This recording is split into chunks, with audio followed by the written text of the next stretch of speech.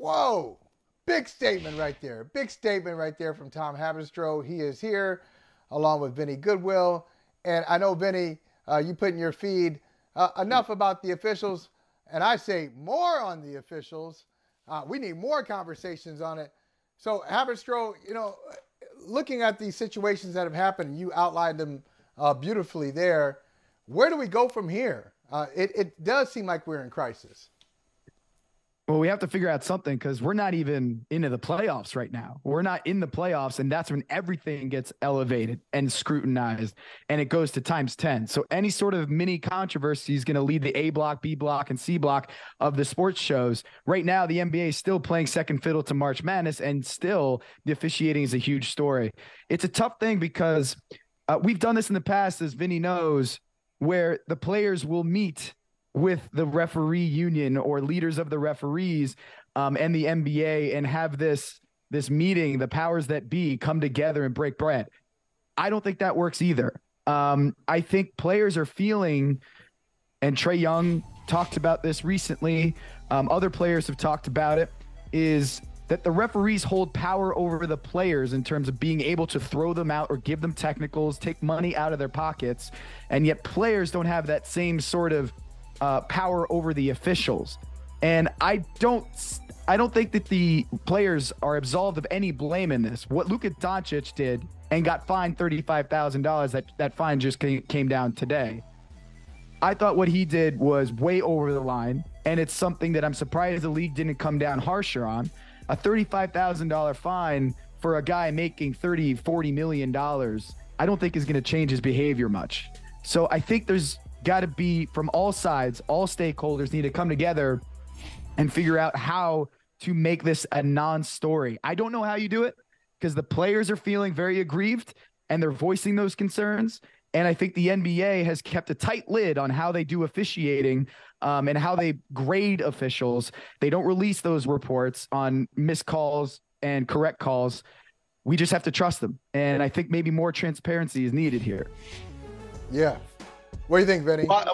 Well, they do release the 2-minute reports, which, I know everybody sort of feels like it's, crying over spilled milk. But, Tom, I'm very, very curious. Do you believe that, A, that this will continue, or B, or not, let's say this will continue, just I'll spin it for in a better way.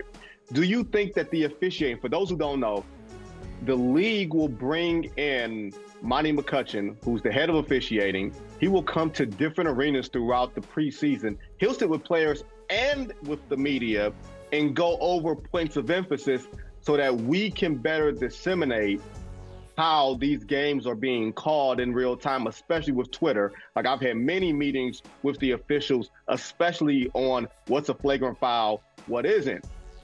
But Tom, do you believe that this will be so costly that it will cost someone a playoff series? Because, Tom, I didn't feel like what happened in Dallas the other day, I didn't feel like that was on the refs. I felt like that was on Dallas. If you felt like that was your ball, you should be on your end ready to inbound it. Since when do you inbound the ball on the other side of the floor, even if it is your ball? So I felt like that was a slip up on Dallas's part, not the officials. I think it's both. I think it's both. If you remember in that clip, Michael Smith, who is the second official in that game, was on the other side of the floor, the wrong side of the floor with the Dallas Mavericks. And you can see Jason Kidd talking to him on the mic, hot mic, being like, hey, you told us it was our ball. Now, Amin Al-Hassan on the show on Levitard yesterday, he made the good point of, if it's your ball, why aren't you on the other side of the floor where the ball went out of bounds and taking it out there? So there was a mass confusion, lack of communication, that the umpire official in that game didn't have the presence of mind and the authority to say, like, hey, hold up, Michael, ball's over here. I'm about to inbound the ball, but Dallas, Michael, my officials aren't in the right spot. Hey, let's get everyone settled up and let's play ball. But let's not make mistake about this, that Jordan Poole was the smartest one of this whole bunch. He grabbed that ball out of Andy Nagy's hands and was like, yeah, it's our ball. We're going to get this bucket right here. That's a veteran move by Jordan Poole. He's always looking for the bucket. But I will say this, to your question, Vinny, about going forward and the communication amongst Monty McCutcheon, who's running the officials, and the players and the teams. I think for teams, they look back at earlier this season. If you remember the travel ban that happened in the regular season, out of nowhere, seemingly referees were enforcing travels at 3, 4, 5 times the normal rate, and then it was gone. That wasn't a point of emphasis before the season. It just came out of nowhere, and teams are like, what is this all about? You're going to start implementing certain rules at certain times. We got to know about that. And so for them, a lot of it is communication, just like what happened with the Mavs. The Dallas Mavericks weren't right in the communication department. Neither were the officials. And the Warriors are just going to take advantage of that. I don't think the blood is only on the officials' hands here. I want to be clear about that. But I do think that when they are changing the rules and enforcing rules differently as the season goes on, I think that speaks to a lack of communication, a lack of trust. And the communication just has to be better all around. That's what it is. And I want to get both of you on this because I want to make it clear. I'm not even going to talk about, how did you call that? I'm not going to talk about some of my pet peeves, officiating pet peeves. But let me just give you one of them. One of them is, I'll tell you one, because I don't want to hijack my own argument talking about my pet peeves. But it is usually when something is happening right under the basket and there's an official on top of it and a call comes from 45 feet away, that drives me crazy. Yep. Like, dog, you didn't see it? What are you doing blowing a whistle? You just want to be involved. Swallow the whistle. You didn't see what happened. And the guy right here under the basket didn't call a damn thing. Stay out of it. Stop doing too much. But I don't want to, that's not really what bothers me about officiating.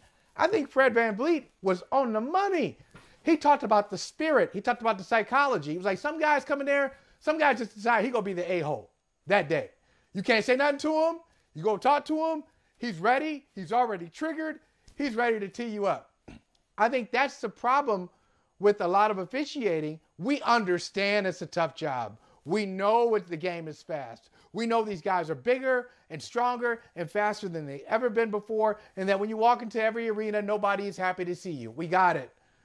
But you gotta accept that that's your job.